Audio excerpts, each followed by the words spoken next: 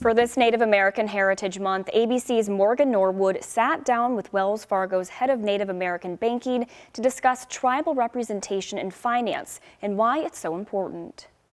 Dawson Her Many Horses grew up on a reservation in South Dakota. I'm an enrolled member of the Rosewood Sioux tribe. We're located in south central South Dakota on the South Dakota-Nebraska border. A place overflowing with culture, but underprivileged when it comes to resources. Though there are more than 574 federally recognized tribes, Her Many Horses says they're often economically invisible and in many cases underbanked.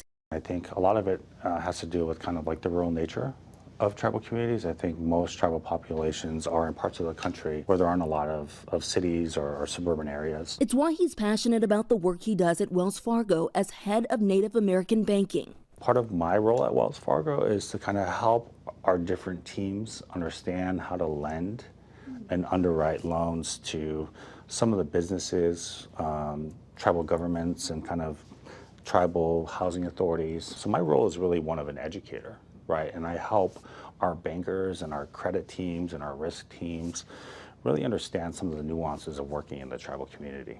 While casinos have long been the financial lifeline for tribes across the country, what other businesses are there that we can invest in to kind of supplement the income that we're receiving to fund tribal governmental operations, right? Because tribes, like states, provide housing, they provide healthcare, education, police force. But aside from financial preservation, it's about cultural representation too. One of the things that I think a lot about is like, how can we get more Native Americans in finance? I'm one of maybe one or two Native Americans who works at a major bank as a banker. One of two. Yeah, so we don't have a lot of people like me in roles like mine. Dawson Her Many Horses has great hope for the tribal communities in America. This Native American Heritage Month, he's challenging this country to get involved. Well, I think the one thing to remember is that, in the United States, like all the land that we're on at one point was native land. If you want to help tribal communities, get to know the tribal communities in your area.